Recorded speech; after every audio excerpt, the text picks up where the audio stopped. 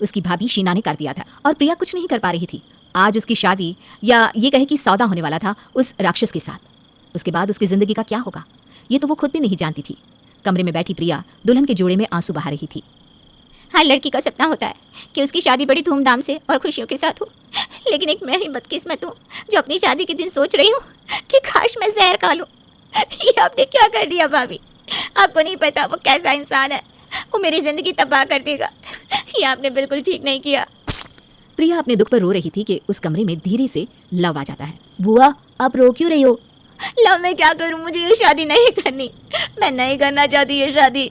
मैं जानता हूँ बुआ, इसीलिए मैं आपकी मदद करने आया हूँ। मदद? कैसी मदद लाओ? बुआ ये लीजिए पिछले दरवाजे की चाबी, आप यहाँ से भाग जाइए, चली जाइए इस घर से। वैसे भी आप यहाँ रहेंगी तो माँ आपको और परेशान करेगी। लव ये तो क्या कह रहा है? हाँ बुआ ये लीजिए चाबी और ये लीजिए कुछ पैसे जो मैंने बचा कर रखे थे, आप भाग जाइए यहाँ से। Thank you so much love, तो नहीं जानता तूने आज मेरे लिए क्या किया है। बुआ आप ये अपनी किताबें और सर्टिफिकेट भी लेकर जाइए, इससे आपको कहीं ना कहीं नौकरी मिली जाएगी।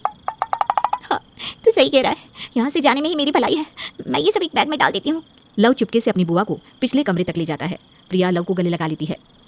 लव तो अपना ध्यान रखना, ठीक है? और मैं यहाँ वापस इस नरक में कभी नहीं आऊँगी अब। प्रिया लव की मदद से वहाँ से भाग जाती है। जब सबको पता चलता है तो सब लोग उसे बहुत ढूंढते हैं और उन्हें पता चलता है कि जिस बस में प्रिया शहर से बाहर जा रही थी वो बस खाई में गिर गई और उनमें से कोई भी नहीं बच पाया था। अच्छा हुआ बला टली, अब हम अपनी जिंदगी आराम से जिएंगे। उस मनहूस का साया इस घर से चला गया। शीना के लिए तो प्रिया की मौत एक सबसे अच्छी खबर थी। उसे प्रिया की मौत से कोई फर्क नहीं पड़ रहा था, उल्टा वो तो खुश हो रही थी। लेकिन लव को अपनी बुआ के जाने का सबसे ज्यादा अफसोस था, क्योंकि वो चाहता था कि कम से कम यहाँ से जाने के बाद तो उसकी बुआ अपनी जिंदगी को जी पाए। इसी अफसोस के साथ लव आज 5 साल बाद भी उबर नहीं पाया था। माँ आपको कितनी बार कहा है कि बुआ की चीज़ों को हाथ मत लगाइए, उनकी कुछ ही तो चीज़ें हैं मेरे पास, आप उन्हें भी फेंक देना चाहती हैं। पता नहीं ये लड़का किस पर गया है। अरे क्यों याद करता है उस प्रिया को, समझता क्यों नहीं?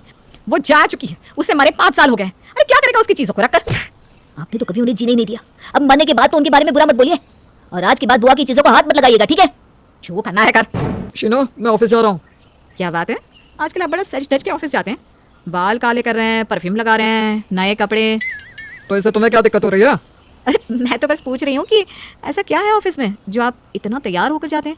तुम अपना काम करो जो तुम करती आई हो, लोगों को ताने मारो, आस पड़ोस की बुराइयां करो और टीवी देखो, समझी? मेरे बारे में ज्यादा जानने की जरूरत नहीं है तुम्हें। आजकल मैं देख रही हूँ आप मुझसे उखड़े उखड़े रहते हैं। हाँ तो तुमसे प्यार से बर्ताव करने लायक कुछ है भी तो नहीं? या आकाश बिना सुने वहां से चला जाता है। वैसे आकाश का शीना से इस तरह बात करना कोई नई बात नहीं थी। पिछले कुछ समय से वो इसी तरह से शीना से बात करता था, और जब शीना उससे कुछ पूछती तो वो उसका उल्टा ही जवाब देता था। रात के 11 बज रहे हैं, इतनी देर कहाँ हो गई आपको? आपका ऑफिस तो 8 बजे ही खत्म हो जाता है। हो गई शुरू महारानी, कितनी बार कहा कि यह टोक टोक की आदत मुझे पसंद नहीं है। आजकल आप मुझसे बात ही कहाँ करते हैं? बात छोड़िए, सीधे मुंह मेरी तरफ देखते ही नहीं। तो ऐसा क्या है तुम्हें जो तुमसे प्यार से बात करूं? परेशान हो गया हूं मैं तुम्हारी रोज रोज की चिक चिक से। आप ऐसा क्यों कह रहे हैं? चलिए हाथ मुंह धोकर खाना खा लीजिए। खाना मैं बाहर से खा कर आया हूँ, तुम्हें खाना है तो खाओ वरना सो जाओ, पर मेरा सर मत खाओ। आकाश का बर्ताव दिन प्रतिदिन शीना के साथ और भी बुरा होता जा रहा था। अब तो शीना को घर खर्च के पैसे भी नहीं देता था। इस बार भी आपने मुझे पैसे नहीं दिए, मैं घर खर्च कैसे चलाऊं? मैं कुछ नहीं जानता, जितने दिए हैं उसमें काम चलाओ, खुद तो कुछ कमाती नहीं और मुफ्त की रोटियां तोड़ती रहती है। शीना आकाश के बर्ताव से बहुत दुखी हो गई थी। ये देखकर लव उसके पास आता है। माँ आपको याद है आप इसी तरह बुआ को ताने मारती थी, पैसे नहीं देती थी, ये सब आपके बुरे कर्मों का फल है। पता नहीं इन्हें आजकल क्या हो गया। तेजसी हो गई थी। आकाश ने उससे बात करना और पैसे देना तो छोड़ ही दिया था, लेकिन आज वो अपने ऑफिस की दोस्त नताशा को साथ ले आया। ये कौन है आकाश? ये नताशा है, हम एक दूसरे से प्यार करते हैं और यही बताने मैं इसे यहाँ ले आया हूँ। ये आप क्या कह रहे हैं? हाँ आप मेरे साथ ऐसा कैसे कर सकते हैं? ज्यादा ड्रामा मत करो, समझी? मैं और नताशा आज से साथ रहेंगे, इसलिए तुम इस घर से चली जाओ। मैं कहाँ जाऊंगी आकाश, आप मेरे साथ ये सब नहीं कर सकते, प्लीज प्लीज मत करिए ऐसा। अगर तुम इस घर से नहीं जाओगी तो मैं ही चला जाता हूँ।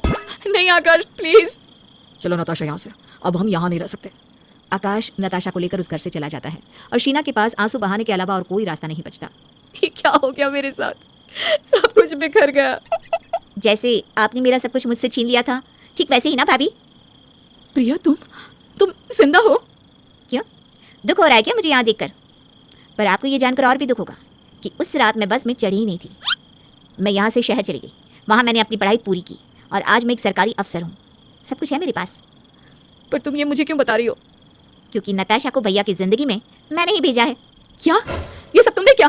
तुमने मेरी जिंदगी बर्बाद की? हाँ, क्योंकि आपने मेरे साथ जो किया वो मैं कैसे भूल सकती हूँ। आपने मेरा सौदा किया था भाभी, आज आप खुद अकेली हैं आज जाकर मेरा बदला पूरा हुआ। बुआ, बुआ आप जिंदा है। आपको पता है मैंने आपको कितना याद किया। लव, कैसा है तू? मैं तुझे लेने आई हूँ लव, तू चलेगा ना मेरे साथ? हाँ बुआ, मैं भी आपके साथ रहना चाहता हूँ। लव, लव तू मुझे छोड़कर जाएगा? हाँ, मैं ऐसे इंसान के साथ नहीं रह सकता जो किसी की जिंदगी का सौदा करता हो। चलिए बुआ, प्लीज यहाँ से चलते हैं। आप रहिए इस घर में भाभी, मैं लव को अपने साथ ले जा रही हूँ। एक ही झटके में शीना का सारा घमंड चकचूर हो गया। अब वो उस घर में बिल्कुल